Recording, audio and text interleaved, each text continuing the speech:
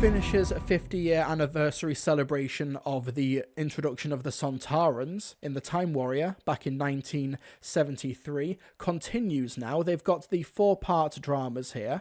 We've got 4 stories: Battle of the Giant's Causeway with the 8th Doctor, we've got Children of the Future with the 3rd Doctor, and we've got upcoming releases Born to Die with the 6th Doctor and In Name Only with the War Doctor. We reviewed Battle of Giant's Causeway last month, and now we're going to be talking about Sontarans vs. Rootans, the Children of the Future. This has our trio of awesome 3rd Doctor impressionists. We've got Tim Treloar as the 3rd Doctor, we've got Sadie Miller as Sarah Jane Smith, who was the daughter of the late great Elizabeth Sladen, and we've got John Coleshaw as Brigadier Alistair Gordon Lethbridge Stewart. We've got Tim Foley writing The Children of the Future, and this story takes place firmly in season 11 territory of Doctor Who, where the 3rd Doctor is acting a little bit strange. He's ordering strange components being delivered to UNIT in the dead of night. He is organising strange appointments. He is looking at maps of historical areas, and he's deciding that he's going to stay put for a little bit as opposed to wanting to travel time and space. So that immediately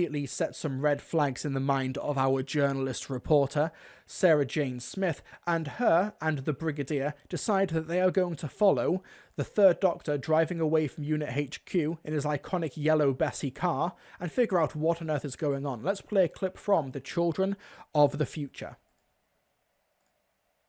This isn't your Jeep? No, I've hired something different. For your weekend away? Indeed. You're hoping to follow him? A preposterous idea. The casual clothes, the nondescript vehicle. Is this about the Doctor acting strangely? What do you know of that? What do you know of that? Look, we don't have time for this. Yes, because that barrier's only down for a couple of minutes. I can see his little yellow roadster. I'm sure it's about to drive away at any minute.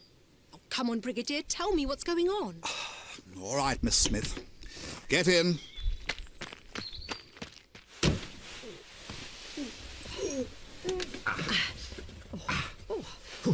Even my car's bigger than this one. Seatbelt. Oh, the barrier's lifting. Then we'd better get after him. So you are following the Doctor? Look, Brigadier, I expect you could have been a lot more subtle about all this. I think part of you wanted my assistance. Is that so? Look, I'm embarrassed enough as it is, sneaking around, changing out of my uniform. You do suit a flat cap.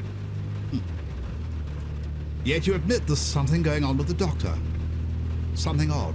I've only noticed over the last couple of days, but yes, he turned right out of the drive here. Yes, I did observe. Well, make sure you don't get too close. Thank you, Miss Smith. I do run a top-secret organisation. I believe I know how to be discreet. Oh, this is ridiculous. I should pull over. You will not. We need to find out where he's going. Look, Brigadier, we're in this together now, and we both just want what's best for the Doctor. That's true enough. So, let's pool our information. What have you noticed?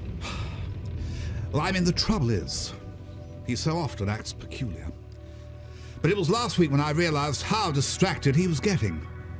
I'm used to him locking himself away in his lab, but he's scurrying away at night, too. Sergeant Benton told me he organised a wine and cheese evening for all on duty, said he was determined to educate their palates, and then he never showed up. That explains the invoice for all the French cheeses.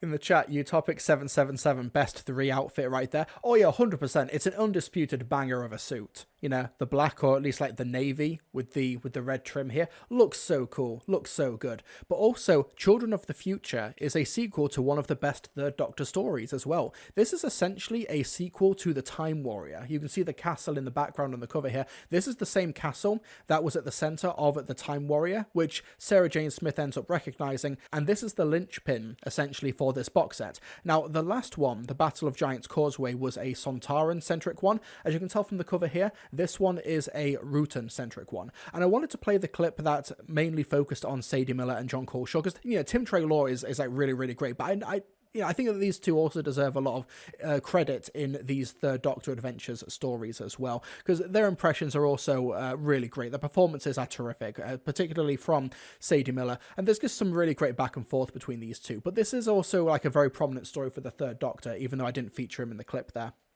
So this story takes place predominantly in the countryside where this castle that was the centerpiece of the Time Warrior is taking place, where the Doctor is helping essentially a bunch of human refugees from the future who claim to be from the late 1990s, and they are claiming to be like refugees from a war with the Sontarans where Earth is invaded. Obviously, this is a Sontaran and Rutan story, so not everything is as it seems. Is the Third Doctor, in fact, been infiltrated by the Rutans? Is that why he has been acting so strange over the past few weeks in the eyes of his friends Sarah Jane Smith and Brigadier Lethbridge Stewart? You're going to have to listen to the story to find out, but Children of the Future is a really fun and breezy hour-long listen, but it's really, really heavy on character, because the Third Doctor, the reason he's wanted to help these refugees is because he thinks that he's coming towards the end of his life, and he actually is, because this takes place in season 11 territory, which was John Pertwee's final season as the Doctor.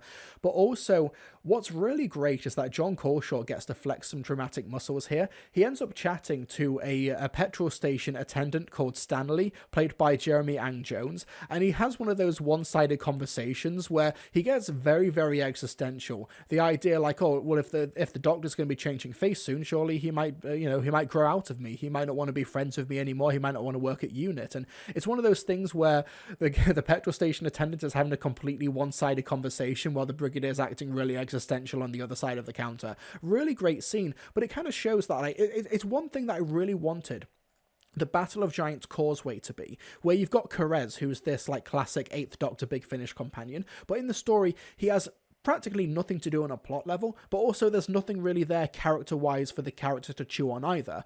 The Children of the Future is a breezy hour-long story, so the A-plot is a little bit like, bam, bam, bam, we've got to move really, really quickly in order to resolve the story in just 1 hour.